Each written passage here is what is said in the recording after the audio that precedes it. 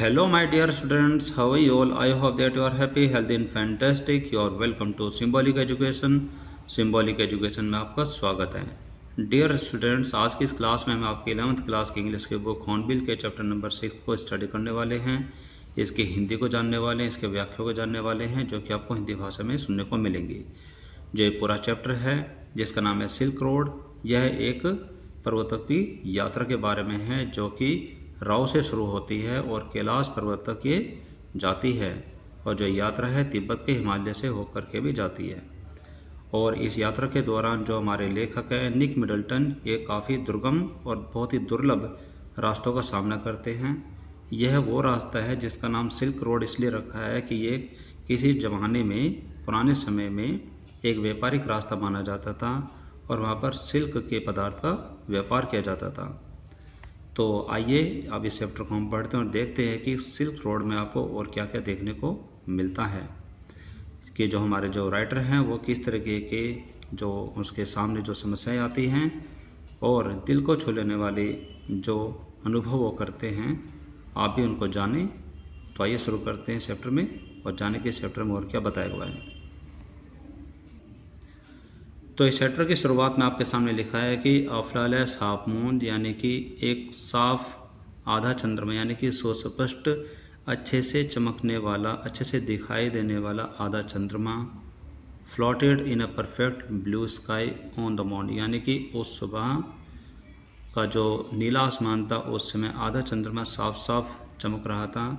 We said our goodbyes, जिस सुबह को हमने अपना अलविदा कह दिया.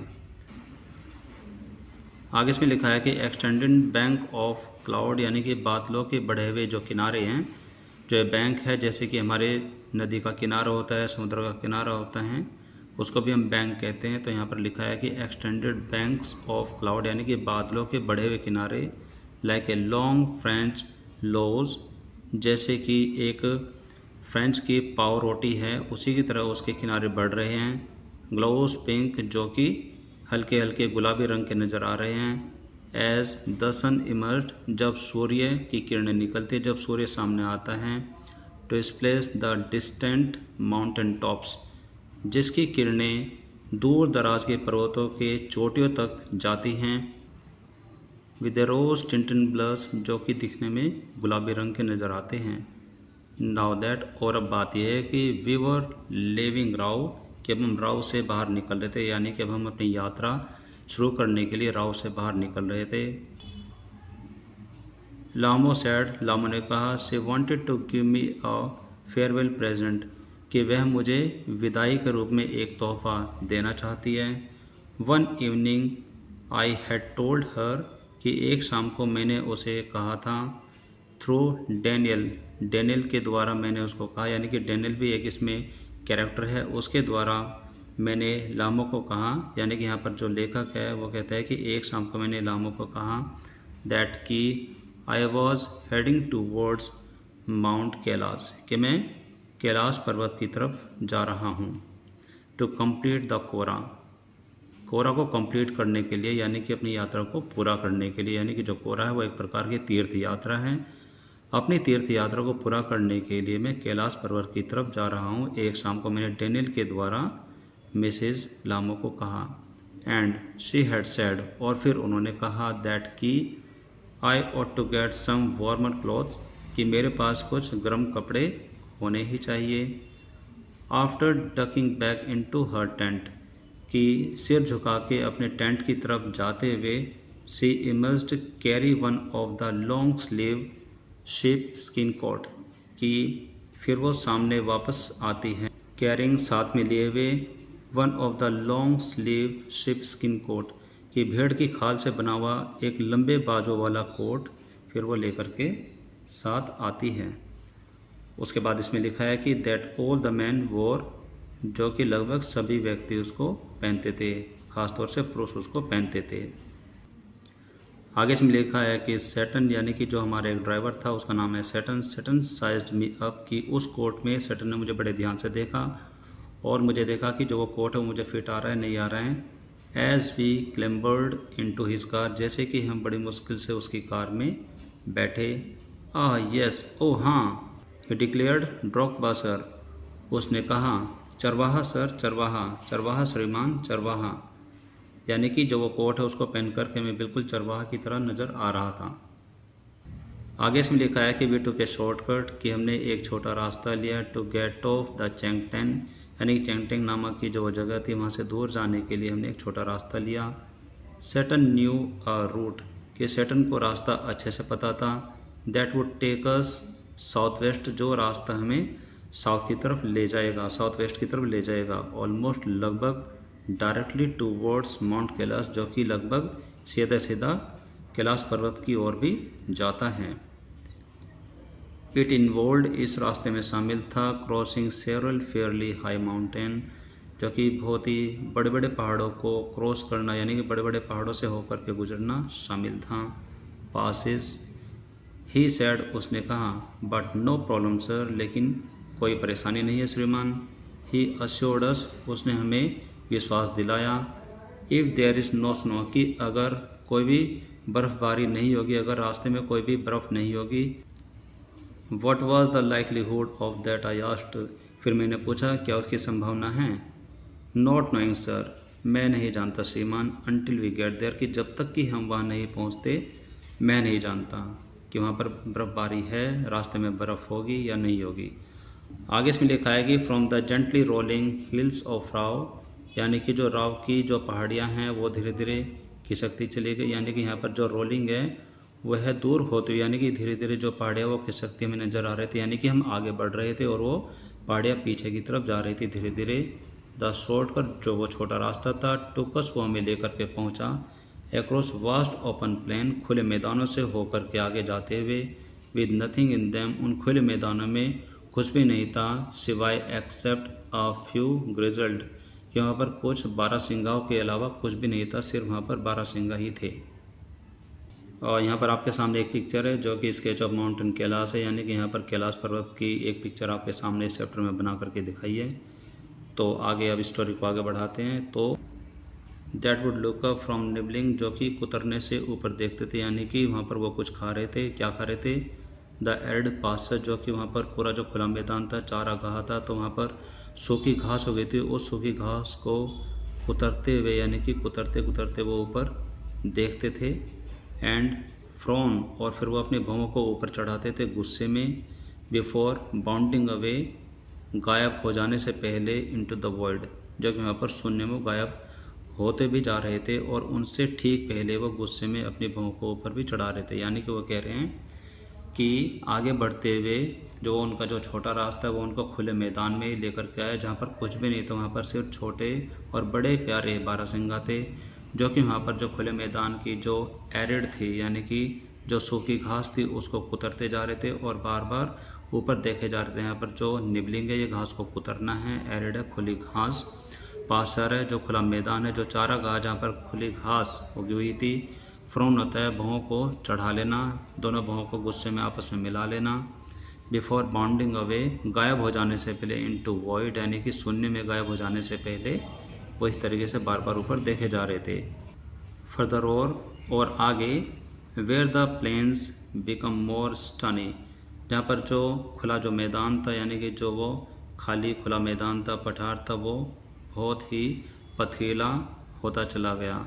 दैन ग्रास, यानी कि जहाँ पर अब घास ना होकर के पथरीला रास्ता बनता चला जा रहा था, यानी कि घास कम होती जा रही थी, यानी कि हम आगे बढ़ रहे थे और घास के मैदान को हम पीछे छोड़ते जा रहे थे। A great herd of wild asses came into view, और वहाँ पर बहुत बड़ा झुंड, जो जंगली गधे थे, उनका बहुत बड़ा झुंड हमारे सामने आ गया, यानी कि हमें आगे जा कर के एक जंगली गधों का एक झुंड नज़र आया। सैटन टोल्ड अस, सैटन ने हमें बता दिया था, वी वर अप्रोचिंग देम, कि हम उनके पास जा रहे हैं, यानी कि जो गधों का जो झुंड था वो हमारे पास आ जाएगा। लॉन्ग बिफोर दे अपीयर्ड, उनके हमारे सामने आने से बहुत समय पहले ही सैटन ने हमें उनके बारे में बता दिया था। आगे इसमें लिखा है कि कयांग, ही सेड, सैटन ने कहा कयांग, पॉइंटिंग टूवर्ड्स, यानी कि किसी और इशारा करते हुए, यानी कि किसी एक दिशा में इशारा करते हुए उसने कहा कयांग। अ फार ऑफ पाल ऑफ डस्ट, यानी कि दूर एक धूल के गुम्बार की तरफ इशारा करते हुए उसने कहा कि कयांग। वैन वी ड्रू नियर, कि जब हम उसके पास पहुँचे, आई कुड सी, मुझे नज़र आ रहा था, द हर्ड गिलोपिंग एन मैस, एक जानवरों का झुंड मुझे नज़र आ रहा था जो कि एक साथ एक ही तरीके से चक्कर लगाते हुए दौड़ रहे थे, कदम ताल की तरह कर रहे थे। व्हीलिंग एंड टर्निंग यानी कि गोल चारों ओर चक्कर लगाते हुए दौड़ते हुए मुझे नज़र आए। इन टाइट फॉर्मेशन एज इफ, बिल्कुल सटीक तरीके से वे दौड़ रहे थे, जैसे कि मानो दे वर प्रैक्टिसिंग मैनोवर्स, यानी कि जैसे कि वो किसी युद्ध कला की प्रैक्टिस कर रहे हो। On some predetermined course, एक निश्चित किए हुए स्थान पर वो चारों तरफ घूम करके मानो कि वो किसी युद्ध कला की तैयारी कर रहे हों।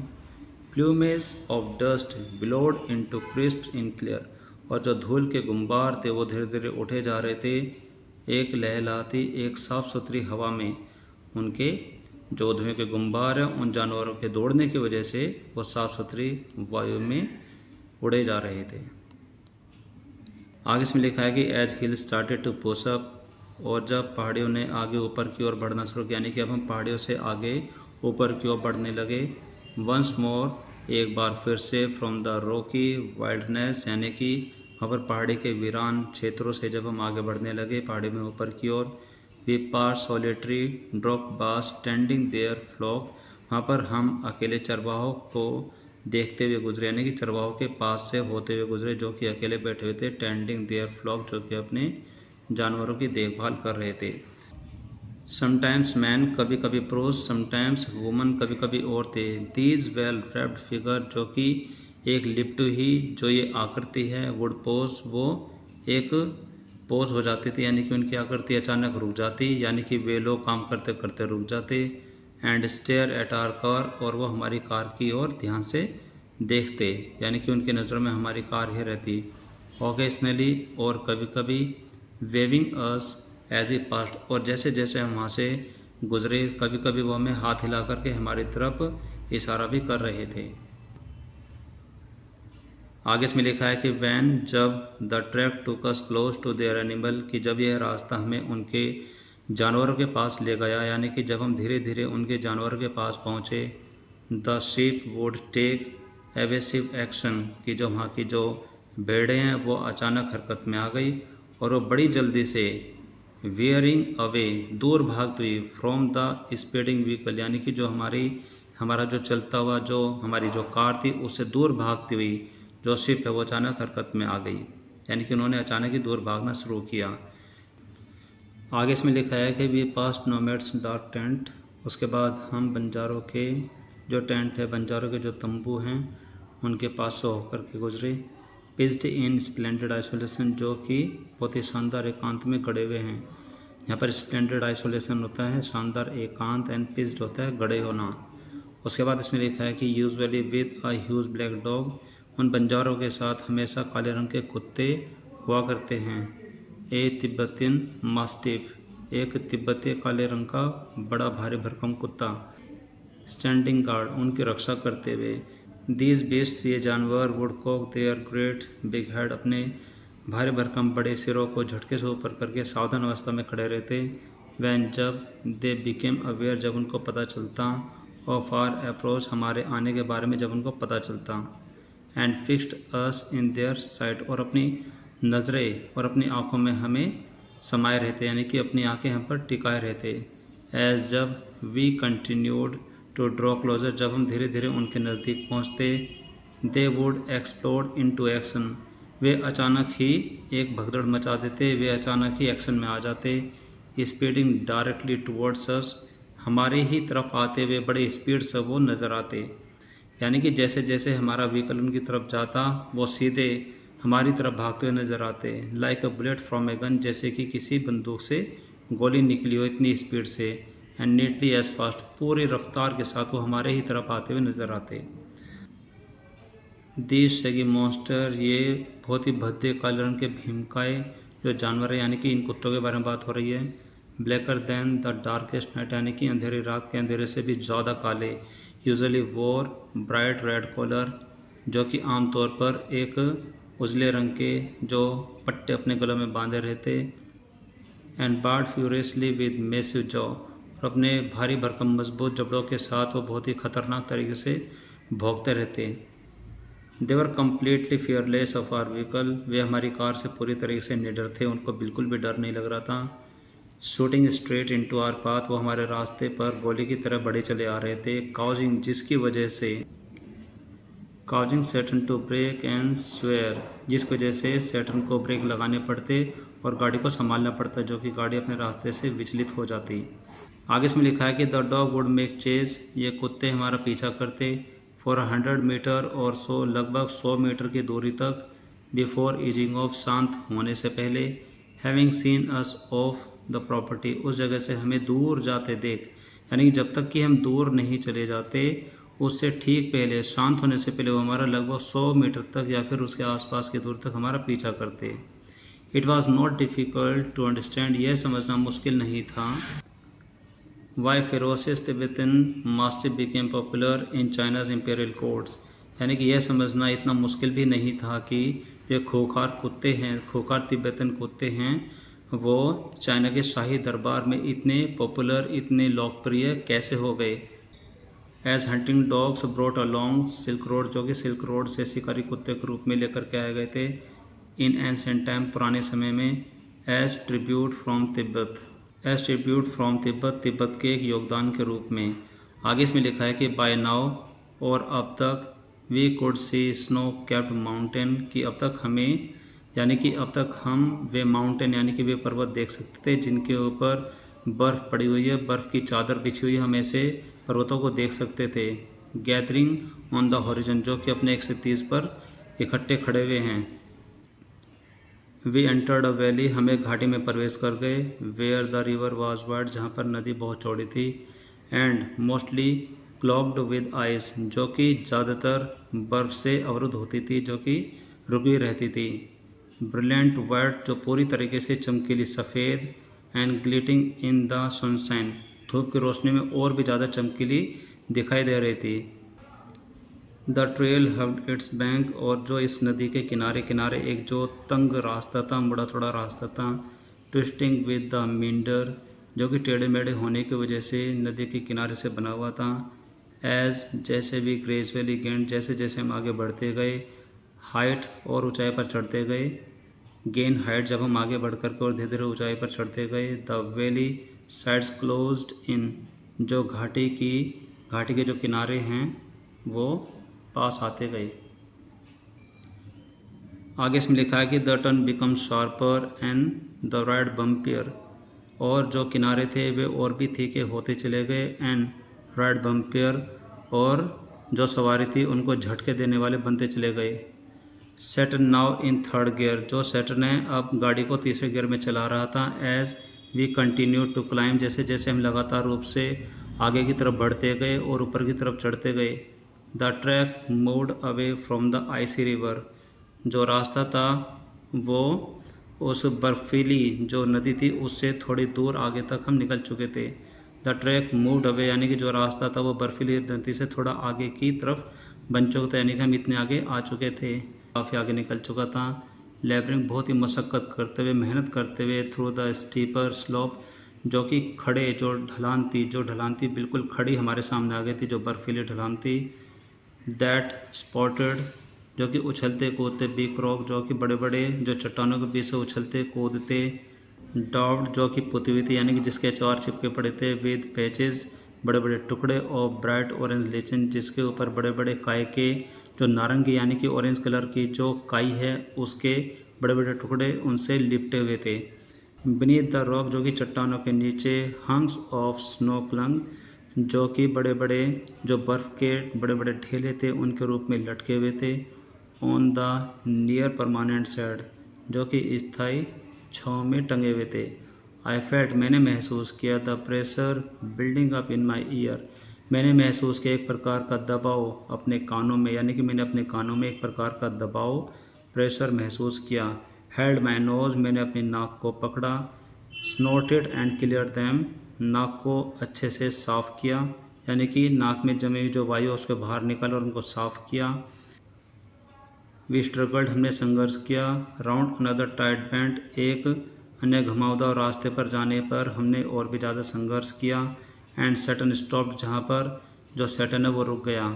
He had opened his door, उसने कार का दरवाज़ा खोला, एंड जम्प्ड आउट, और वो झटके से बाहर आ गया, ऑफ हिज सीट, और यानी कि वो झटके से अपनी सीट से बाहर आ गया। Before I realised what was going on, कि इससे पहले कि मैं समझ पाता कि क्या हो रहा है।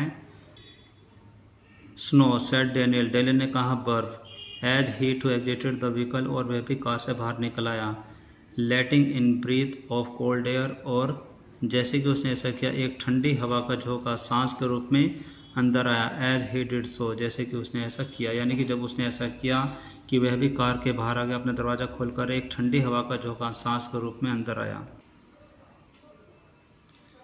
आगे इसमें लिखा है कि अस्वेद ऑफ वाइट स्टफ, एक सफ़ेद पदार्थ की चादर, ले अक्रॉस द ट्रैक, उस रास्ते के आर पार फैली हुई थी, इन फ्रंट ऑफ अस, हमारे सामने, stretching for maybe 15 metres before, लगभग 15 मीटर के जितने आकार तक, यानी कि 15 मीटर का जो एरिया था उतने एरिया तक वो फैली हुई थी।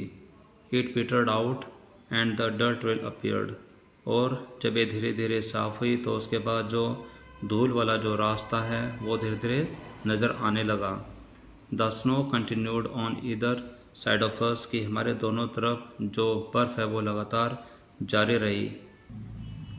Smoothing the abrupt bank on the upslope side, यानी कि दोनों तरफ के जो ढलान थे और जो ऊपर नीचे के जो ढलान थे उनको अचानक से ही समतल बनाते हुए, यानी कि जब वहाँ पर बर्फ़ पड़ी है तो उसमें ये पता नहीं चल रहा था कि कहाँ ढलान है और कहाँ ऊंचाई है, यानी कि ऊंचाई और ढलान को एक समतल रूप देते हुए। The bank was too steep, जो किनारे थे वह बहुत ही खड़े नज़र आ रहे थे। For our vehicle to scale, हमारे कार के लिए, जिससे कि हम उसमें ऊपर जाने की कोशिश करते, यानी कि हमारी कार को ऊपर चढ़ने में जो रास्ता था वो बहुत ही खड़ा नज़र आ रहा था। सो इसलिए आगे इसमें लिखा है कि सो इसलिए देयर वाज नो वे, वहाँ पर कोई रास्ता नहीं था, अराउंड द स्नो पैस, उस बर्फ़ के टुकड़े के चारों तरफ से घूमकर जाने का भी कोई रास्ता नहीं था। आई ज्वाइन डैनियल, फिर मैंने डैनियल को ज्वाइन किया। एज जब Tseten stepped on the encrusted snow, कि जब सैटन ने अपने पाँव, अपने कदम वहाँ की जमी बर्फ़ पर रखे, यानी कि व्हीकल को छोड़ करके जब सैटन ने अपने पाँव को वहाँ की जमी बर्फ़ पर रखे, एंड बिगेन टू स्लीदर, और आगे बढ़ने की कोशिश की और आगे बढ़ने लगा, एंड स्लाइड, फिसलते हुए आगे बढ़ते हुए, इस तरीके से गिरते पड़ते हुए आगे बढ़ने लगा। Stamping his feet from time to time, समय समय पर अपने पैरों को बर्फ़ में जमाते हुए, to ascertain how sturdy it was, यह निश्चित करते हुए कि यह कितनी मजबूत है। I looked at my wristwatch, मैंने अपने घड़ी को देखा। We were at 5210 metres above the sea level, हम समुद्र तल से 5210 मीटर की ऊंचाई पर थे। आगे इसमें लिखा है कि the snow did not look too deep to me, कि जो बर्फ़ है वो मुझे ज़रूरत से ज़्यादा गहरी नज़र नहीं आ रही थी। बट लेकिन the danger was not it's depth, लेकिन जो खतरा था वो उसकी गहराई नहीं थी।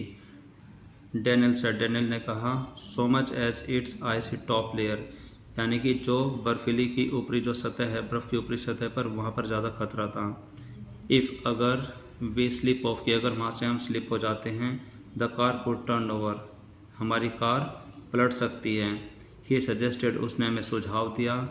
As we saw Tseten grab handful of dirt and fling them across the frozen surface, कि जब हमने सैटन को देखा, ग्रैब हैंडफुल ऑफ डर्ट, की मुट्ठी भर वहाँ से मिट्टी को लेकर के, and fling them across the frozen, और वहाँ पर जो जमी हुई जो बर्फ़ है, जमा हुआ जो सरफेस है उसके ऊपर फैलाते हुए, उसके ऊपर फेंकते हुए जब हमने सैटन को देखा।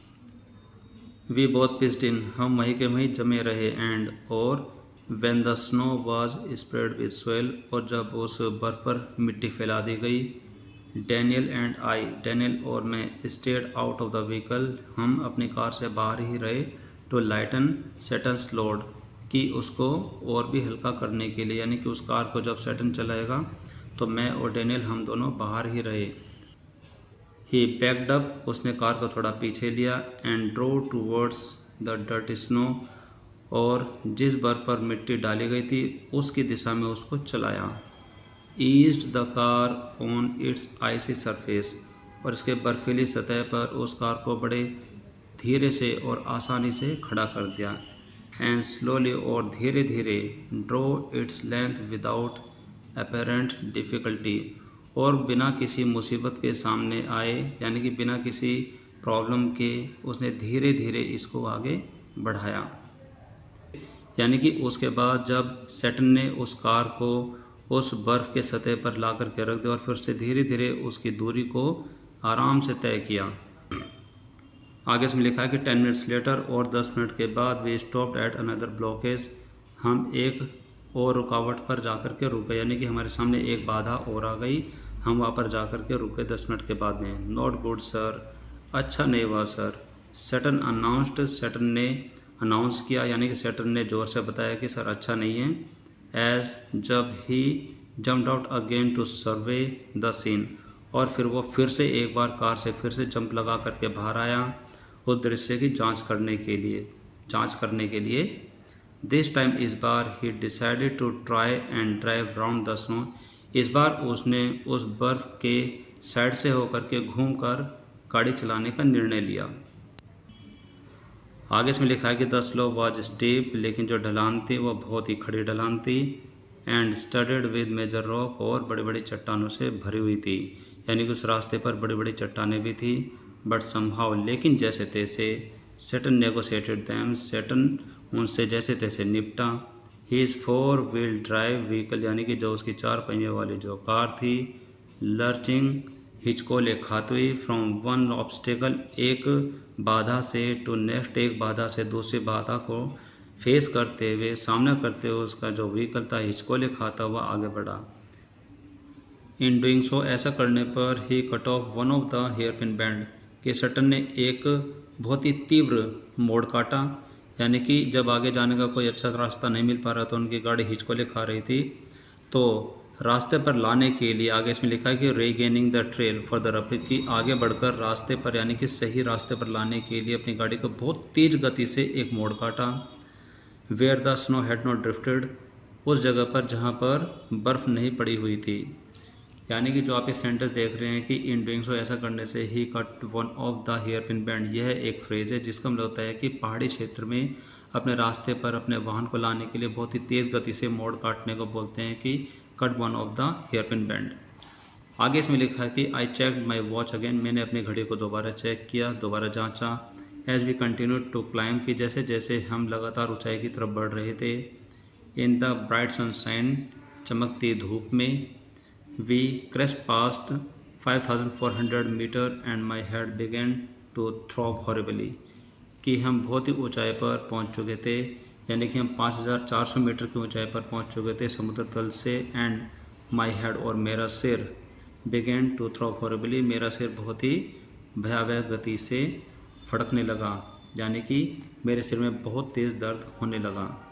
आई to gulp from my water bottle, कि मैंने कुछ घूंट अपने वाटर बॉटल में से कुछ पानी पिया। Which is suppose to help a rapid ascent, कि जिस तरीके से हम ऊंचाई की तरफ बढ़ रहे थे तो उसमें जो 2 घूंट पानी मैंने पिया था उससे मुझे आराम मिल सकता था, ऐसा माना जाता है।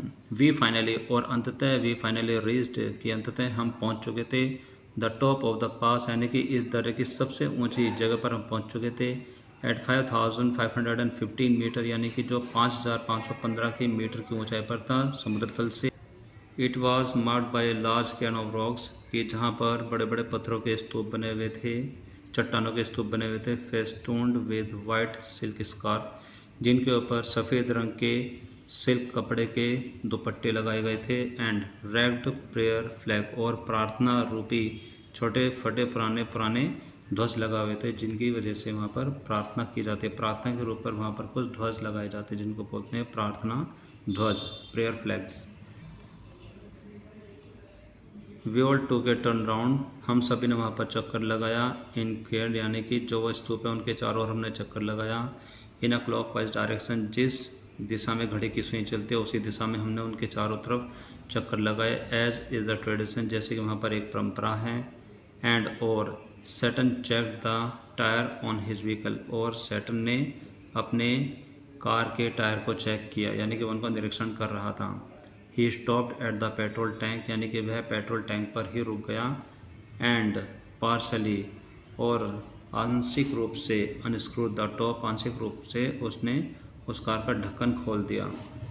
विच एमिटेड अ लाउड हिस, जिसमें से कुछ हिस प्रकार की आवाज़ आ रही थी, यानी कि कुछ उसमें अलग तरीके की आवाज़ आ रही थी जो कि हिस करके आ रही थी।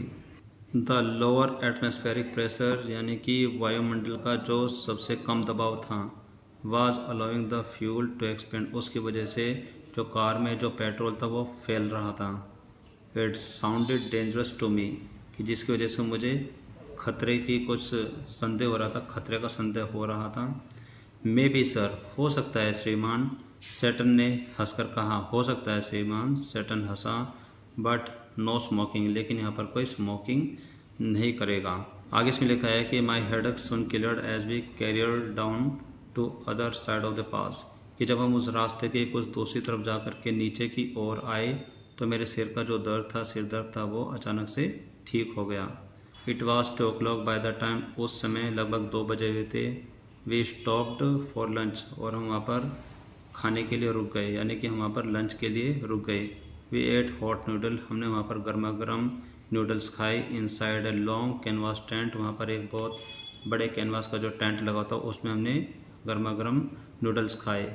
Part of A work camp, जो कि एक वर्क कैंप का एक हिस्सा था, यानी कि लोग वहाँ पर रुकते थे। Erected beside a dry salt lake, जो कि वहाँ पर एक सूखी नमकीन की जो झील थी, सूखी नमक वाली जो झील थी, उसके किनारे वो बना हुआ था। आगे इसमें बताया गया कि द प्लेटो इज़ पॉकमार्ट, यानी कि जो पठार था, यानी कि जहाँ पर हम लंच के लिए रुके थे, जो पठार था वो एक समतल स्थान था वहाँ पर। पॉकमार्ट जिसके बीचों बीच बना हुआ था। The salt flats and practice lake, जहाँ पर नमक की छोटी छोटी पट्टियाँ थी और जो सूखी झीलें थी, वहाँ पर झील भी सूखी हुई थी। वेस्टेजेस ऑफ टेथिस ओशन, जहाँ पर थोड़ा बहुत जो पानी था वो टेथिस महासागर का था, जो कि एक चीन के रूप में कार्य कर रहा था। विच बॉर्डर्ड तिब्बत, जो कि तिब्बत के बॉर्डर पर स्थित था।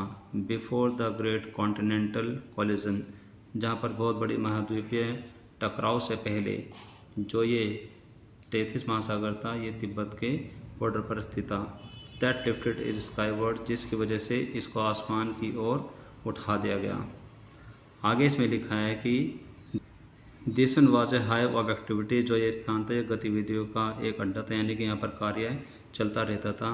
मैन विद पिक्सेस, जो वहाँ पर जो व्यक्ति थे जो काम कर रहे थे, वो फावड़ों के साथ, एंड सोवेल्स, गेतियों के साथ, ट्रजिंग बैक एंड फोर्थ, वो वहाँ पर आ रहे थे और जा रहे थे। In their long sheep skin coat, बड़े बड़े जो भेड़ की खाल वाले जो कोट हैं उनको पहने हुए वो अपने काम के लिए आ रहे थे, जा रहे थे। साथ में वो फावड़ा और गैती को लेकर के अपना कार्य कर रहे थे।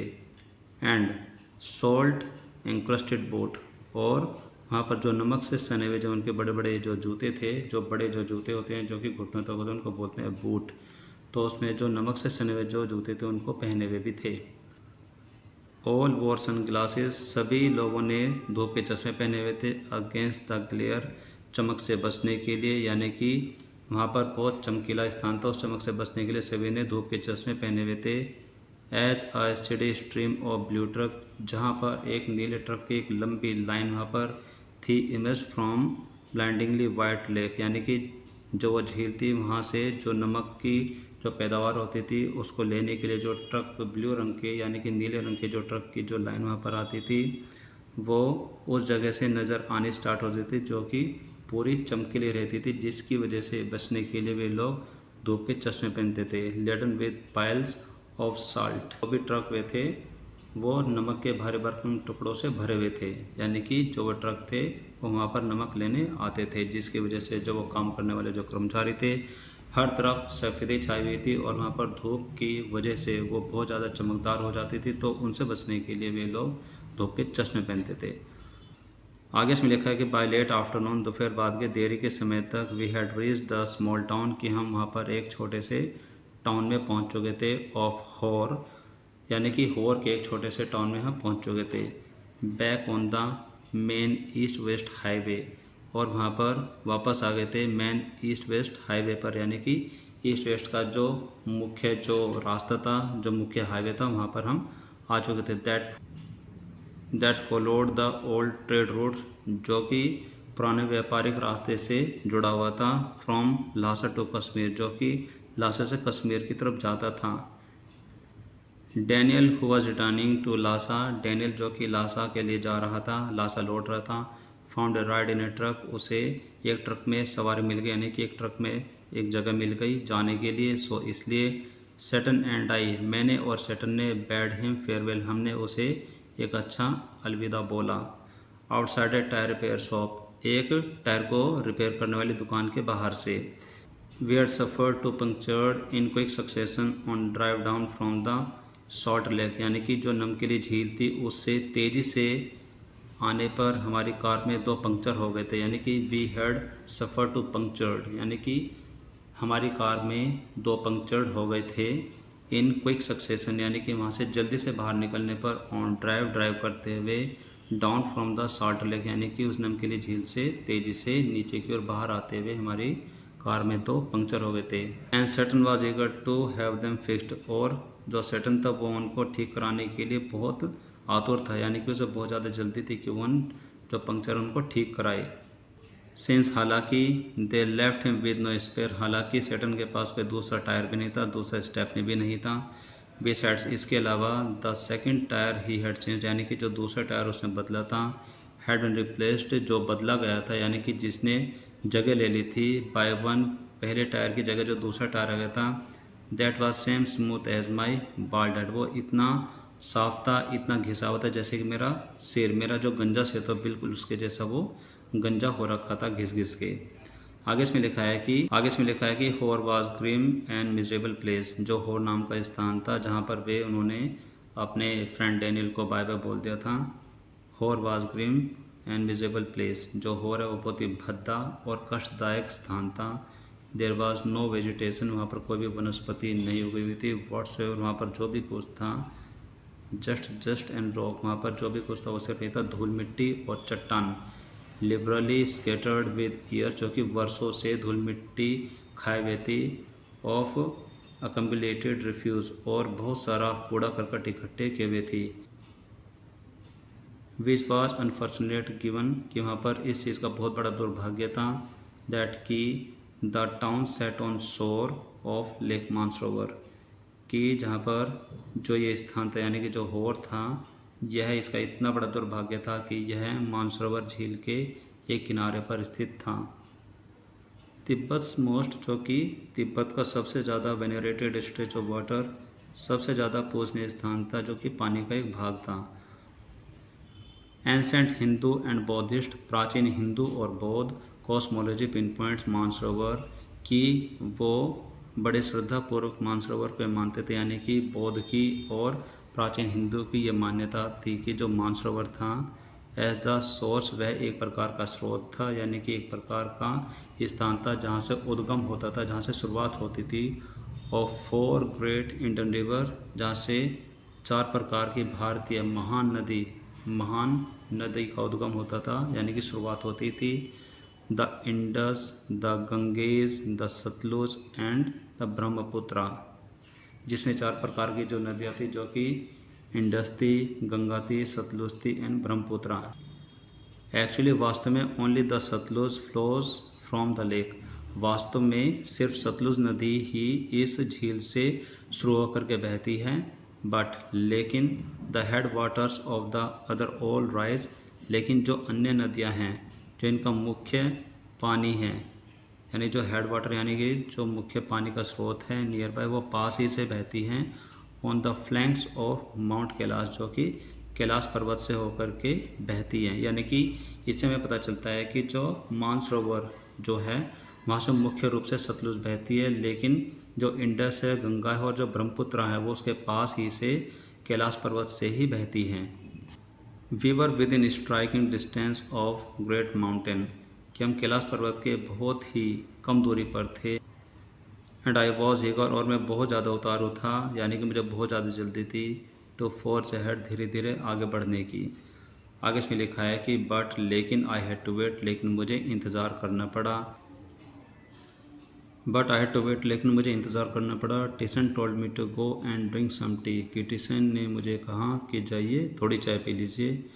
इन अ होर ओनली कैफ़े विच, यानी कि होर का जो एकमात्र कैफ़े था, यानी कि एकमात्र कॉफ़ी शॉप था वहाँ पर, विच जो like all the other buildings, जो कि अन्य बिल्डिंग के जैसा ही था, इन टाउन उस शहर में, was constructed from badly painted concrete, जो कि बहुत ही भद्दे तरीके से बनाया गया था और पेंट किया गया था, एंड हैड 3 ब्रोकन विंडोज़, और जिसकी 3 टूटी हुई खिड़कियाँ भी थी। The good view of the lake through one of them, लेकिन उन 3 खिड़कियों में से किसी एक खिड़की में से बहुत ही अच्छा नज़ारा उस झील का मुझे दिखाई पड़ रहा था। Help me to compensate for the drought, लेकिन उस खिड़की में से साथ साथ ठंडी हवा आ रही थी, लेकिन उसके बदले में मुझे वो नज़ारा दिखाई दे रहा था जिससे कि मुझे अच्छा लग रहा था। आगे इसमें लिखा है कि I was serve by a Chinese youth, यानी कि मुझे चाय कॉफ़ी सर्व की गई एक चाइनीज़ यूथ, यानी कि एक चाइनीज़ नौजवान के द्वारा, इन मिलिट्री यूनिफॉर्म, मिलिट्री के यूनिफॉर्म में, who spread the grease around my table, जिसने मेरे टेबल के चारों ओर एक चिकनाई पोत दी थी, यानी कि फैला दी थी, विद ए फिल्थी रैग, एक फटे पुराने कपड़े की सहायता से, before bringing me a glass and thermos of T, मेरे पास गिलास और एक चाय का थर्मस लाने से पहले। आगे इसमें लिखा है कि हाफ एन आवर लेटर, लगभग 1-1.5 घंटे के बाद, Tencent relieved me from my solitary confinement, यानी कि आधे 1 घंटे के बाद में टीसेंट ने मुझे मेरी एकांत में जो कैद थी, यानी कि जो एकांत वाली कैद थी, जो कि मैं उस कॉफ़ी शॉप में बैठा था, मुझे उसने उस कैद से मुक्त किया, यानी कि वो मुझे लेने के लिए आ गया। एंड और we drove past a lot more rocks, और हम वहाँ पर बहुत सारे चट्टानों से होते हुए आगे निकल पड़े, यानी कि हम फिर से अपनी कार में बैठ करके आगे निकल पड़े। We drove past of lot more rocks, यानी कि यहाँ पर बहुत सारी चट्टानों से होते हुए हम आगे बाहर निकल गए। एंड रबिश वेस्टवर्ड, और बहुत ज़्यादा कूड़े कचरों के स्थान से भी हम आगे निकल गए, आउट ऑफ टाउन, उस शहर से बाहर, टूवर्ड्स माउंट कैलाश, कैलाश पर्वत की ओर हम आगे निकल गए। आगे इसमें लिखा है कि माई एक्सपीरियंस इन होर में मेरा जो अनुभव था, केम एज स्टार कॉन्ट्रास्ट, वो बिल्कुल ही विपरीत था, to accounts I had read of early travels, यानी कि जो कि मैंने जो वर्णन, जो पहले यात्रियों के द्वारा, जो कि पहले जो यात्री यहाँ पर आए थे उनके वर्णन को पढ़कर जो मैंने अनुभव किया था, उसके ठीक विपरीत था। First encounters with lake Mansarovar, जो कि पहले के यात्री पहली बार जो कि इस मानसरोवर झील में आए थे, और जो अनुभव उन्होंने लिखा था और वो जो मैंने पढ़ा था उसके ठीक विपरीत ही मेरा जो अनुभव था होर में, उसके ठीक उल्टा था। Ekai Kawaguchi a Japanese monk, Ekai Kawaguchi नाम के एक जापानी साधु, who had come there in 1900, जो कि 1900 में वहाँ पर आए थे, was so moved by sanctity of the lake, जो कि इस झील की पवित्रता से इतने प्रभावित हो गए थे कि that he burst into tears, जिसकी वजह से उनकी आंखों में आंसू आ गए थे। A couple of years later, कुछ वर्षों के बाद, the hallowed water had the similar effect, इस पवित्र पानी का एक समान प्रभाव उस व्यक्ति पर भी था, ऑन स्वेन हेडन, जिनका नाम स्वेन हेडन था, अ स्वीड, जो कि एक स्वीडन निवासी था, who was not prone to sentimental outburst, जिनके ऊपर किसी भी प्रकार का भावनात्मक रूप से कोई प्रभाव नहीं पड़ता था, उनके ऊपर भी इस पानी का सेम उसी तरीके से प्रभाव हुआ, वो भी बड़े भावुक हो गए। आगे इसमें लिखा है कि इट वाज डार्क, अंधेरा हो चुका था, बाय द टाइम, यानी कि उस समय तक शाम होकर के अंधेरा हो चुका था। वी फाइनली लेफ्ट अगेन, और अंततः हम आगे फिर बढ़ने लगे। एंड आफ्टर 10:30 PM, और 10:30 बजे के बाद, we drew up outside a guest house, फिर हम आगे जा कर के एक गेस्ट हाउस की तरफ चले गए। आगे इसमें लिखा है कि it was dark by the time, और उस समय तक अंधेरा हो गया था। वी फाइनली लेफ्ट अगेन, और अंत में हम दोबारा फिर आगे बढ़े। एंड आफ्टर 10:30 PM, और आगे 10:30 बजे के बाद, we drew up outside a guest house, और फिर हम आगे बढ़कर एक गेस्ट हाउस में पहुंच गए। इन डर्सन, डर्सन में, वहाँ पर एक जगह का नाम था डर्सन। फॉर वॉट, और वह भी turn out to be another troubled night, और वह भी, यानी कि जो डर्सन का गेस्ट हाउस था, वहाँ भी जो वो आने वाले जो रात थी वो भी एक परेशानियों से भरी रात साबित हुई। Kicking around in the open air of stuff, और वहाँ पर खुली हवा में हाथ पैर मारना, यानी कि थोड़ा टहलना, थोड़ा घूमना, that past for the town, जो कि टाउन ऑफ हॉर, जो कि उस हॉर का जो टाउन था उसके आसपास की जगह थी। Had set off my cold once again, जिसकी वजह से मुझे फिर से जुकाम हो गया। दो हालांकि if true to be told, हालांकि अगर सच बताया जाए तो, सच कहा जाए तो, it had never quite disappeared, कि जो मेरा जुकाम था वो कभी ठीक हुआ ही नहीं था। विद माई हर्बल टी, मेरी जो हर्बल यानी कि जो चाय मैंने पी थी, हर्बल वाली जो चाय पी थी, उससे वो ठीक हुआ ही नहीं था। वन ऑफ माई नॉस्ट्रिल, मेरी नाकों के सुराग में से एक सुराग वॉज ब्लॉक्ड अगेन, वो फिर से बंद हो गया। And as I lay down to sleep, और जब मैं सोने के लिए लेटा, आई वॉज नॉट कन्विंस्ड, मुझे लग नहीं रहा था कि that the other would provide me with sufficient oxygen, कि जो नाक का दूसरा सुराग यानी कि जो खुला हुआ सुराग था उससे मुझे पर्याप्त मात्रा में ऑक्सीजन मिल पाएगी, ये मुझे लग नहीं रहा था। माई वॉच टोल्ड मी, मेरी घड़ी ने मुझे बताया दैट इट वॉज 4760 मीटर, यानी कि उस समय मेरी घड़ी ने बताया था कि हम 4760 मीटर की ऊंचाई पर थे। It was not much higher, ये ज़्यादा ऊंचाई नहीं थी। देन राव, राव की तुलना में ये ज़्यादा ऊंचाई नहीं थी। एंड और there I had been gasping for oxygen several time every night, और वहाँ पर प्रत्येक रात में ऑक्सीजन के लिए हाँफता रहा।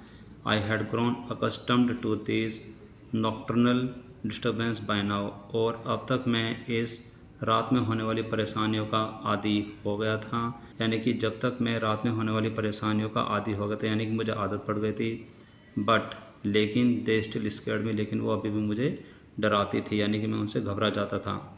आगे इसमें लिखा कि टायर्ड एंड हंग्री, थका हुआ और भूखा। I started breathing through my mouth, कि मैंने अपने मुंह से सांस लेना शुरू किया। आफ्टर वाइल, थोड़ी थोड़ी देर के बाद, I switched to single nostril power which seemed to be admitting enough oxygen, और फिर मैंने एक ही नाक से, यानी कि जो नाक का जो एक सुराग जो खुला होता उसी से ही भरपूर मात्रा में ऑक्सीजन लेने की कोशिश की। बट लेकिन just as I was drifting off, और जैसे मुझे नींद आने लगी, मैं सोने लगा। आई वोक अप एब्रप्टली, और मैं झटके से उठ गया। समथिंग वाज रॉन्ग, कुछ तो गड़बड़ थी। माई चेस्ट फेल्ड, मेरे सीने में मुझे महसूस हो रहा था स्ट्रेंथली हैवी, मेरा जो सीना मुझे बहुत ही भारी भारी महसूस हो रहा था। आई सेट अप, मैं बैठ गया। अ मोमेंट, एक क्षण के लिए, that cleared my nasal passage, मेरे नाक का रास्ता एक समय के लिए, एक क्षण के लिए पूरे अच्छे तरीके से क्लियर हो गया था, खुल गया था। ऑलमोस्ट इंस्टेंटली, जैसे कि वो तुरंत हो गया हो। And relieved the feeling my chest, और मेरी छाती को आराम मिल रहा था। क्यूरियसली आई थॉट, ये बड़ा हैरान कर देने वाला था कि ऐसा अचानक कैसे हो गया। आगे से लिखा है कि आई ले बैक डाउन, में फिर से लेट गया। एंड ट्राइड अगेन, और फिर से ऐसा करने की कोशिश की। सेम रिजल्ट, और मुझे समान परिणाम प्राप्त हुए, यानी कि मुझे दोबारा आराम मिला। I was on the point of despairing into land of nod, और मैं इस नींद की दुनिया में खो जाने के लिए तैयार होने वाला था, यानी कि मुझे गहरी नींद आने वाली थी। When something told me not to do, लेकिन किसी चीज़ ने मुझे ऐसा ना करने के लिए कहा, यानी कि सोने के लिए मना कर दिया। It must have been those emergency electrical impulses again, कि वे आपातकालीन, यानी कि जिस चीज़ ने मुझे ये ऐसा करने के लिए कहा कि सोना नहीं है, वह जरूर आपातकालीन विद्युतीय प्रेरणाएँ होंगी जो कि मेरे मस्तिष्क में आ रही थी। बट लेकिन this was not the same, लेकिन यह पहले के जैसा नहीं था। एज ऑन प्रीवियस ओकेशन, जैसे कि मैंने पहले मौके पर ऐसा महसूस किया, ये बिल्कुल अलग था। दिस टाइम, इस बार, I was not gasping for breath, इस बार मैं सांस लेने के लिए हाफ नहीं रहा था। I was simply not allowed to go to sleep, लेकिन मुझे सिंपली ना सोने के लिए मना कर दिया गया, यानी कि मैं आराम से लेट गया, लेकिन मैं सोया नहीं था। और आगे इसमें लिखा है कि sitting up once more immediately, और आपातकालीन स्थिति में मेरा दोबारा बैठना मेड मी फील बेटर, मुझे अच्छा महसूस करा रहा था। आई हैड गुड ब्रेथ, मुझे सांस मिल रही थी फ्रीली, बड़े आराम से मैं सांस ले पा रहा था। And my chest felt fine, और मेरी छाती को आराम मिल रहा था। लेकिन as soon as I let on, और जैसे ही मैं लेटा, माई सिंड्यूज फील्ड अगेन, और मेरे नथुने फिर से भर गए थे, यानी कि मेरी नाक फिर से बंद हो गई थी। माई चेस्ट वॉज ओल्ड, यानी कि जो मेरी छाती है वो बहुत ही अजीब, उसमें अजीब सी बात महसूस हो रही थी। I tried propping my self upright, मैंने खुद को ऊपर उठाने की कोशिश की। अगेंस्ट द वॉल, दीवार के सहारे मैंने खड़े होने की कोशिश की। बट लेकिन now I could not manage to relax, लेकिन मुझे आराम नहीं मिल पा रहा था। इनफ टू ड्रॉप ऑफ, और मुझे इतना भी आराम नहीं मिल पा रहा था कि मैं थोड़ी देर के लिए सो जाऊँ। आई could not put my finger on the reason, यानी कि मुझे कोई भी कारण समझ में नहीं आ रहा था, यानी कि मुझे यह बात समझ में नहीं आ रही थी कि ऐसा मेरे साथ क्यों हो रहा है। बट लेकिन I was afraid to go to sleep, लेकिन मुझे सोने से डर भी लग रहा था। A little voice inside me, मेरे अंदर एक अजीब सी आवाज़ वाज सेइंग, वह यह कह रही थी कि दैट इफ़ आई डिड, अगर मैंने ऐसा किया, I might never wake up again, कि मैं दोबारा कभी नहीं उठ पाऊँगा। सो इसलिए I stayed awake all the night, में पूरी रात जागा रहा। आगे इसमें लिखा है कि सेटन टुक मी टू डर्चन मेडिकल कॉलेज, कि सेटन मुझे डर्चन के मेडिकल कॉलेज लेकर के गया। द फॉलोइंग मॉर्निंग, अगली सुबह, द मेडिकल कॉलेज एट डर्चन, और डर्चन का जो मेडिकल कॉलेज था was new and looked like monastery from the outside, वो बहुत ही नया नज़र आ रहा था और बाहर से एक मोनेस्ट्री के जैसा नज़र आ रहा था। फ्रॉम द आउटसाइड, बाहर से देखने में, with a very solid door, जिसमें बहुत ही मजबूत दरवाजे थे। That led into large courtyard, जो कि दरवाज़ा खुलने पर एक बहुत बड़ा कोर्टयार्ड हमें नज़र आ रहा था, यानी कि अंदर का बहुत बड़ा एरिया था, बहुत बड़ा स्पेस था। We found the consulting room, कि वहाँ पर हमें डॉक्टर के साथ कंसल्ट करने का रूम मिल गया। Which was dark and cold, जिसमें थोड़ा अंधेरा था लेकिन थोड़ी ठंडक भी थी। And occupied by Tibetan doctor, और जिसके अंदर एक तिब्बती डॉक्टर था। हु वर नॉन द पैराफेरनेलिया, कि जिसने डॉक्टर के जैसा कुछ भी नहीं पहना हुआ था। That I had been expecting, जो कि मैं आशा कर रहा था। नो वाइट कोट, उसने सफ़ेद कोट भी नहीं पहना हुआ था। He looked like any other Tibetan, वह अन्य तिब्बती के जैसा ही नज़र आ रहा था। With a thick pullover, जो कि भारी भरकम बाजू वाला एक पोशाक पहना हुआ था। एंड ए वुली हैट, और एक ऊनी हैट पहनी हुई थी, यानी कि एंड अ वुली हैट, और एक ऊन की हैट पहनी हुई थी। When I explain my sleepless symptom, और जब मैंने उसे अपनी अनिद्रा के संकेतों के बारे में बताया। And my sudden aversion to lying down, और लेट जाने के लिए मेरी अरुचि, यानी कि मुझे रुचि नहीं थी कि मैं लेट जाऊं, मैंने उसके बारे में डॉक्टर को बताया। He shot me few questions, उसने मुझसे कुछ क्वेश्चन पूछे। While feeling the veins in my wrist, मेरी कलाई की जो नसें हैं, मेरी कलाई को चेक करते हुए, मेरे हाथ को चेक करते हुए उसने मुझसे कुछ क्वेश्चन पूछे। आगे इसमें लिखा है कि इट इज़ कोल्ड, यह सर्दी है। He said finally through Saturn, यानी कि उसने सैटर्न के माध्यम से बताया कि यह सर्दी है। A cold and the effect of altitude, और यह सर्दी है और जो समुद्र तल से जो आप ऊंचाई पर आ गए हो, यह उसका भी प्रभाव है। I will give you something for it, मैं इसके लिए आपको कुछ दवाई देता हूँ।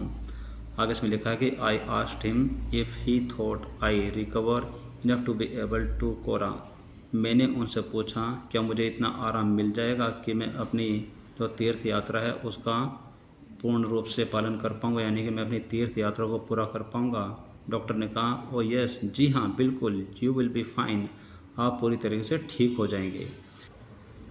आगे इसमें लिखा है कि I walked out of the medical college, में मेडिकल कॉलेज से बाहर निकला। क्लचिंग अ ब्राउन एनवेलप, हाथ में एक ब्राउन लिफाफा लिए हुए। स्टफ्ड, भरा हुआ विद 15 स्क्रूड ऑफ पेपर, यानी कि जिसमें 15 प्रकार की जो कागज़ की पुड़िया थी वो उसमें भरी हुई थी। उस लिफाफे को लेकर के मैं इस कॉलेज से बाहर निकला। I had 5 a day course of Tibetan medicine, और which I started right away, जो कि मैंने तुरंत ही शुरू कर दी थी।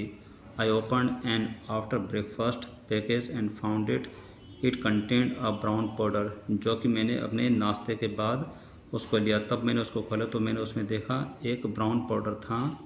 That had to take with the hot water, जो कि गर्म पानी के साथ मुझे लेना था। It tasted just like cinnamon, इसका स्वाद बिल्कुल दालचीनी के जैसा था। The contents of lunch time, और लंच टाइम के समय पर जो वो पुड़िया थी, एंड बेड टाइम, और सोने के समय पर जो वो पुड़िया का जो पूरा पैकेज था, वर लेस ऑब्वियसली आइडेंटिफाइबल, वो अच्छे तरीके से पहचान में नहीं आ रहा था। Both contained small spherical brown pellet, और उन दोनों में छोटी छोटी ब्राउन कलर की गोलियां थीं। दे लुक्ड सस्पिशली लाइक शीप डंग, वे देखने में बिल्कुल जो भेड़ का जो गोबर था, यानी कि जो गोबर में छोटे छोटे जो गोले तरीके से वो करते थे, वो बिल्कुल दिखने में उसके जैसी नज़र आ रही थी। बट ऑफ कोर्स, लेकिन वाकई सचमुच ही आई टुक देम, मैंने उन दवाइयों को लिया। दैट नाइट, उस रात, after my first full day course, एक दिन की पूरी दवाई लेने के बाद, आई स्लेप्ट वेरी साउंडली, मैंने बहुत अच्छे प्रकार से नींद ली। Like a dog not a dead man, एक बहुत ही स्वस्थ आदमी की तरह मैं सोया, ना कि एक मृत आदमी के। एक अच्छी नींद के बाद आगे इसमें लिखा है कि once he saw me that I was going to live, कि एक बार जब उसने देखा कि मैं अब बच जाऊंगा, यानी कि मैं धीरे धीरे जीने के लिए तैयार हो रहा हूँ, यानी कि मैं बच जाऊंगा। Saturn left me to return Lhasa, कि सैटर्न ने मुझे लासा जाने के लिए छोड़ दिया। एज ए बुद्धिस्ट, एक बौद्ध की भांति, यानी कि एक बौद्ध की तरह, ही टोल्ड में, उसने बताया कि ही न्यू दैट, कि वह जानता है कि डिड नॉट रियली मैटर, कि यह कोई बड़ी बात नहीं, यानी कि इससे कोई ज़्यादा फर्क नहीं पड़ेगा इफ़ आई पास्ट अवे, कि अगर मेरी मृत्यु हो जाती है। बट लेकिन ही thought it would be bad for business, लेकिन ये व्यापार के लिए बहुत ही बुरा रहेगा। आगे इसमें लिखा है कि Darchen did not look so horrible after a good night sleep, यानी कि जो रात मैंने अच्छे से बिताई, अच्छे से मैं सोया, उसके बाद डर्सन मुझे ज़्यादा डरावना नहीं लगा, यानी कि बहुत अच्छा लगने लगा। इट वॉज स्टिल डस्टी, कि वहाँ पर अभी भी धूल मिट्टी थी। Partly derelict and punctuated by heap of rubble and refuges, कि वहाँ पर अभी भी धूल मिट्टी चढ़ी थी और एक अलग थलग पड़ा हुआ एक स्थान था और हर तरफ कूड़ा करकट का ढेर लगा हुआ था। बट लेकिन द सन शोन ब्रिलियंटली, लेकिन जो सूर्य बहुत अच्छे तरीके से चमक रहा था, यानी कि साफ साफ चमक रहा था। In a clear blue sky, एक नीले आसमान में। And the outlook across the plain, और पठार के उस तरफ का जो नज़ारा था, टू द साउथ, साउथ की तरफ, gave me a vision of the Himalaya, कि उस नज़ारे में मुझे एक हिमालय का दर्शन नज़र आता, यानी कि मुझे हिमालय नज़र आ रहा था। Commanded by a huge snow capped mountain, जो कि घिरा हुआ था एक बहुत बड़े और जिसके ऊपर बर्फ़ की चादर पड़ी हुई थी, एक ऐसा माउंटेन जिसका नाम गुरला मंदाता था, कि उसके तरफ से वो पूरा हिमालय का जो एरिया था पूरा घिरा हुआ था। With suspended over it's mid, जिसकी चोटी के ऊपर हल्के हल्के बादल छाए हुए थे, ऐसा लग रहा था जैसे कि बादल ने वहाँ पर तिनकों के रूप में उसको घेरा हुआ है, यानी कि जिसकी चोटी पर बादल तिनकों के रूप में घिरे हुए थे। है कि the town had couple of rudimentary general stores, और जो एक कस्बा था इसमें थोड़े बहुत ही पुराने ज़माने की अविकसित दुकानें थी। यहाँ पर couple of rudimentary general store होता है कि छोटी मोटी नॉर्मल से एक दुकान बना दी जाती है, जो कि ज़्यादा विकसित, ज़्यादा डेवलप्ड नहीं है, ज़्यादा पक्के तौर पर नहीं बनाई जाती। तो इसमें लिखा है कि the town had couple of rudimentary general store selling, जो कि वहाँ बेचती है Chinese cigarette, soap and other basic provisions, जहाँ पर वहाँ पर चाइनीज़ सिगरेट, साबुन और अन्य जो साधारण जो सामान होते हैं उनको बेचा जाता है। एज वेल एज और साथ ही साथ the usual string of prayer flags, तो जहाँ पर जो पूजा पाठ के जो ध्वज वाले जो धागे हैं उनको भी बेचा जाता है। इन फ्रंट ऑफ वन, उनमें से एक दुकान के सामने, मैन गैदर्ड, बहुत सारे लोग जमा हुए थे। इन द आफ्टरनून, दोपहर बाद के समय में, for a game of pool, pool के एक खेल के लिए। द बेटर टेबल, वहाँ पर एक टूटी हुई टेबल थी, looking supremely incongruous in the open air, वहाँ पर जो खुला मैदान था, खुला हवादार जो मैदान था, वहाँ पर जो टूटी जो टेबल रखी हुई थी वो बहुत ही भद्दी नज़र आ रही थी। वाइल, जबकि नियर बाय, पास ही में, women washed their long hair in the icy water, कि वहाँ पर जो पास ही में जो ठंडा जो बर्फीला जो पानी था उसमें महिलाओं ने अपने बाल धोए थे, यानी कि अपने बाल धोने में व्यस्त थी। ऑफ ए नेरो ब्रुक, जो कि वो पानी था वो छोटे से जलधार थे, यानी कि एक छोटा सा एक बहता हुआ पानी था। That babbled down past my guest house, जो कि मेरे गेस्ट हाउस के पास से होते हुए वो कल कल की आवाज़ कर रहा था, यानी कि उसमें से आवाज़ें आ रही थी। डर्सन लेफ्ट रिलैक्स एंड अनहुरीड, जो डर्सन था वो बड़ा आरामदायक और निश्चिंत नज़र आ रहा था। बट लेकिन फॉर मी, मेरे लिए, it came with a significant drawback, लेकिन ये मेरे लिए बहुत ही महत्वपूर्ण कमजोरी से भरा हुआ था, यानी कि यहाँ तक पहुँचने के लिए मैंने बहुत ही संघर्ष किया। देयर वर नो पिलग्रिम्स, और वहाँ पर कोई तीर्थयात्री भी नहीं थे। आगे इसमें लिखा है कि आई हैड बीन टोल्ड कि मुझे बताया गया था, यानी कि वहाँ के लोगों ने मुझे बताया कि that the height of pilgrimage, कि जब तीर्थ यात्रा का अच्छा मौसम होता है, यानी कि जहाँ पर तीर्थ यात्रा अपने चरम सीमा पर होती है, सीज़न यानी कि जो तीर्थ यात्रा का जो मौसम होता है जहाँ पर बहुत बड़ी मात्रा में जो लोग आते हैं, the town was bustling with visitors, कि जो कस्बा था ये लोगों से खचाखच भरा हुआ रहता है, यानी कि जो आगंतुक होते हैं, जो विजिटर्स होते हैं, वहाँ पर उस समय वह भरा हुआ रहता था। Many brought their own accommodation, बहुत से तो लोग अपने साथ ही अपने रहने का सामान लेकर के आते हैं। Enlarging the settlement round its edges and they set up their tents, और वो यहाँ पर आकर के अपने उस सामान को फैला देते हैं और वहाँ पर रहने की व्यवस्था कर लेते हैं। एनलार्जिंग द सेटलमेंट, और अपने व्यवस्था को यहाँ पर फैला देते हैं। अराउंड इट्स एज, इसके किनारों पर, यानी कि जो ये कस्बा था इसके किनारों पर भी ये फैल जाते हैं। As they set up their tents, क्योंकि वहाँ पर वे अपना टेंट तंबू वगैरह गाड़ देते हैं। विच इज़ स्पिल्ड डाउन, जिनको वहाँ पर नीचे फेंक दिया जाता है। ऑन द प्लेन, उन्हीं खुले मैदानों में, यानी कि उसी पठार में फेंक दिए जाते हैं। आगे इसमें लिखा है कि I had timed my arrival, कि मैंने भी अपने अराइवल की व्यवस्था for the beginning of the season, की सीज़न की शुरुआत के जैसे ही रखी थी। बट लेकिन it seemed I was too early, लेकिन ऐसा लगता है कि मैं बहुत ही ज़्यादा जल्दी में था, यानी कि मैं बहुत ही ज़्यादा जल्दी आ गया, ऐसा मुझे नज़र आ रहा था। आगे इसमें लिखा है कि वन आफ्टरनून, एक दोपहर बाद में, आई सेट पॉन्डरिंग माई ऑप्शंस, कि मैं वहाँ पर बैठा विचार कर रहा था अपने विकल्पों पर, यानी कि जो मेरे पास ऑप्शंस बचे हुए थे। और अ ग्लास ऑफ टी, एक चाय के गिलास के साथ, इन अ डर्सन ओनली कैफ़े, डर्सन के कॉफ़ी शॉप में, यानी कि मैं वहाँ पर बैठा हुआ ये सोच रहा था कि अब जो ये ऑप्शंस हैं इनके ऊपर विचार किया जाए। आफ्टर लिटिल कंसिडरेशन, एक थोड़े विचार के बाद, आई कंक्लूडेड, मैंने निर्णय लिया। देवर सेवरली लिमिट, के जो मेरे पास ऑप्शन थे वो बहुत ही कम मात्रा में थे, यानी कि बहुत ही सीमित ऑप्शंस थे। क्लियरली, स्पष्ट बात यह थी कि I had not made up much progress with my self head program, यानी कि जो मैंने खुद से जो ये योजना बनाई थी इस तीर्थ यात्रा की, उसमें मैंने ज़्यादा तरक्की नहीं की। ऑन पॉजिटिव थिंकिंग, और उसके साथ साथ जो सकारात्मक सोच थी उसमें भी मैंने ज़्यादा तरक्की नहीं की, यानी कि मैं ज़्यादा आगे नहीं बढ़ा हूँ, यानी कि जो मेरी जो तीर्थ यात्रा की जो योजना थी वो ज़्यादा सफल मुझे नज़र नहीं आ रही थी। आगे इसमें लिखा है कि इन माई डिफेंस, और अपने बचाव रक्षा के लिए, it had not been easy, यह आसान नहीं था। With my all sleeping difficulties, कि जो मेरे साथ जो सोने में जो दुख तकलीफ़ें जो मैंने फेस की उसके साथ वो ज़्यादा आसान भी नज़र नहीं आ रहा था, बहुत ही मुश्किल नज़र आ रहा था। बट हाउएवर, लेकिन जैसे तैसे, आई लुक्ड एट इट, कि अगर मैंने इसको भी देखा तो मैं इस नतीजे पर पहुंचा कि आई कुड ओनली वेट, कि मैं सिर्फ इंतज़ार ही कर सकता था। The pilgrimage trail was well trodden, कि जो तीर्थ यात्री का जो रास्ता था, यानी कि तीर्थ यात्रा का जो रास्ता था, वाज वेल ट्रोडन, उस पर मैंने अच्छे से यात्रा की। बट लेकिन I did not fancy doing it alone, लेकिन मैंने कभी भी इस पर अकेले चलने की कल्पना भी नहीं की थी। द कोरा वाज सीजनल, यानी कि जो तीर्थ यात्रा था वो एक मौसम के ऊपर आधारित था। बिकॉज, क्योंकि parts of the route were liable to blockage by snow, क्योंकि जो रास्ता था वो बीच बीच में बर्फ़ की वजह से बंद भी रहता था।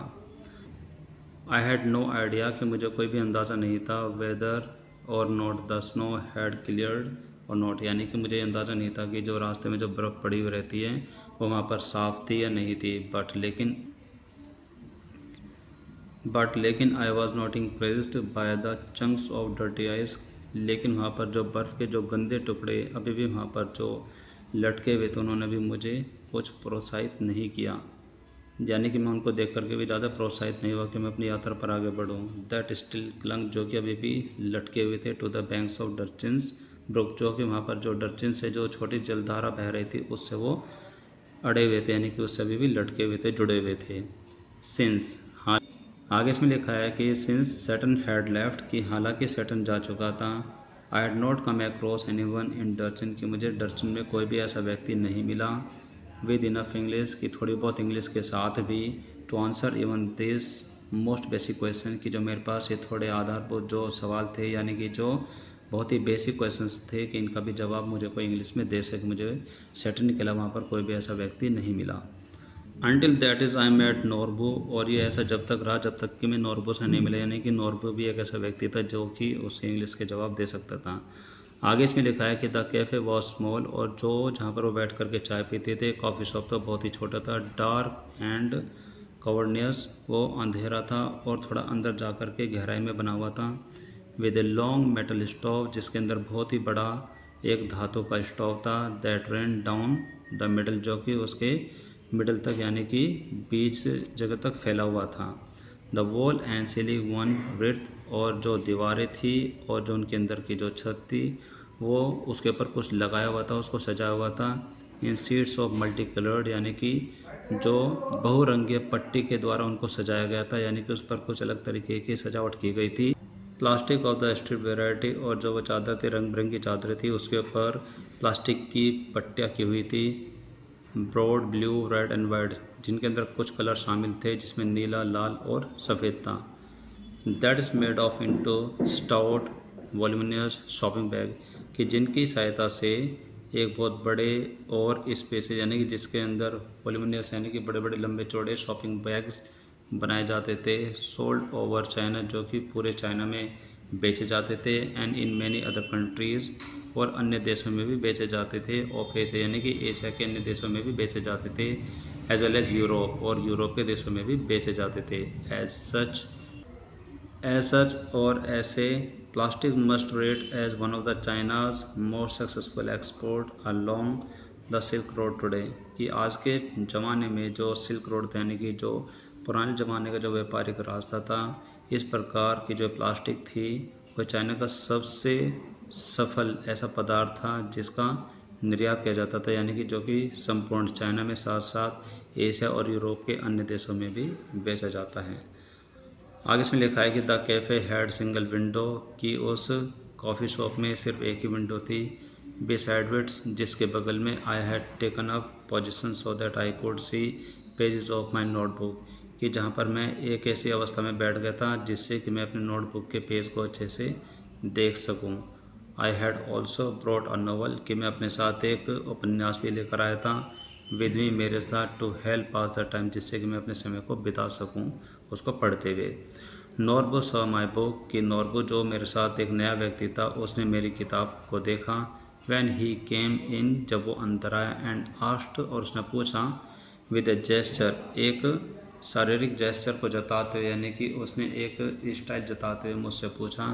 If he could sit opposite me, कि क्या वो भी मेरे सामने बैठ सकता है। एट माई रिक्टी टेबल, कि जो मेरा जो टेबल था उस पोजीशन में, यानी कि वहाँ पर एक टेबल था जिसका सहारा लेकर के मैं बैठा था, क्या वो भी मेरे सामने बैठ सकता है। उसने बड़े अलग तरीके से मुझसे पूछा। यू इंग्लिश, कि आप इंग्लिश हैं, यानी कि आप अंग्रेज़ हैं। यू इंग्लिश, क्या आप अंग्रेज़ हैं। He inquired after he order tea, कि चाय का ऑर्डर देने के बाद उसने मुझसे पूछा कि क्या आप अंग्रेज़ हैं। I told him I was, कि मैंने उसको बताया कि हाँ मैं अंग्रेज़ हूँ। And we struck up a conversation, फिर उसके बाद फिर हम बातचीत में लगे और बातें करने लगे।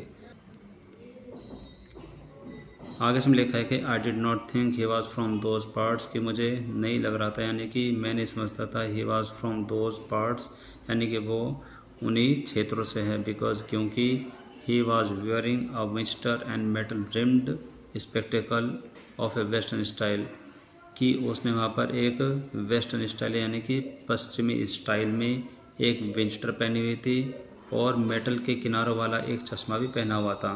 ही वॉज तिब्बतन, वह एक तिब्बती था। ही टोल्ड मी, उसने मुझे बताया। बट लेकिन वर्कड इन बीजिंग, लेकिन वो बीजिंग में काम करता था। At the Chinese academic of social science, यहाँ पर चाइनीज़ की एक सोशल साइंस की एकेडमिक थी, उसमें वो बीजिंग में काम करता था। In the institute of ethnic literature, जो कि एथनिक लिटरेचर का एक संस्थान था।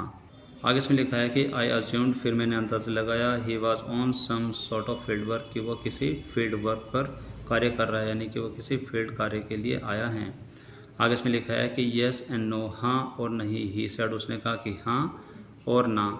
आई have come to do the kora, यानी कि मैं यहाँ पर तीर्थ यात्रा करने आया हूँ। माई हार्ट जम्प्ड, ये बात सुनकर के मेरा हृदय जंप करने लगा, उछलने लगा।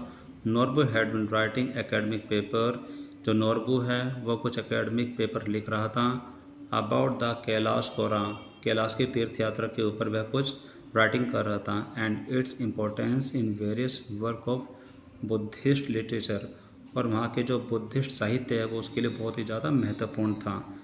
फॉर मैनी ईयर्स, बहुत वर्षों से, ही टोल्ड मी, उसने मुझे बताया, but he had never actually done it himself, लेकिन उसने कभी भी ये कार्य खुद से नहीं किया। आगे इसमें लिखा है कि when the time came for me to tell him what brought me Darchen, यानी कि जब ऐसा समय आया मेरे लिए कि मैं उसको बताऊं कि मैं डर्चिन किस उद्देश्य से आया हूं, यानी कि मैं भी तो तीर्थ यात्रा के लिए आया था। हिज आइज लिट अप, उनकी आंखों में चमक आ गई, यानी कि जो वो नोरबुताई सुनते ही वो खुशी से उछल उठा, उसकी आंखों में चमक आई।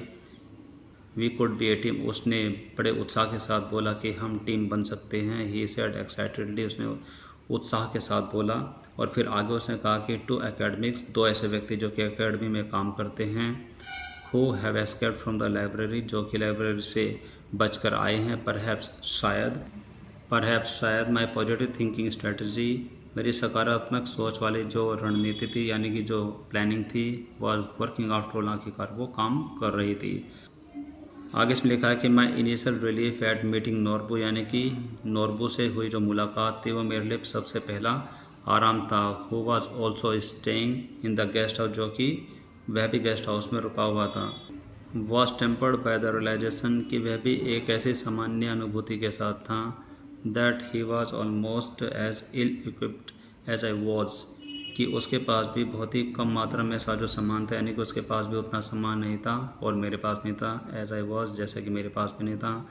फॉर द पिलग्रिमेज, तीर्थ यात्रा के लिए, ही केप्ट टेलिंग मी, वह मुझे बताता चला गया, हाउ फैट ही वॉज, कि वह कितना मोटा है, and how hard it was going to be, और उसके लिए कितना मुश्किल होने वाला है।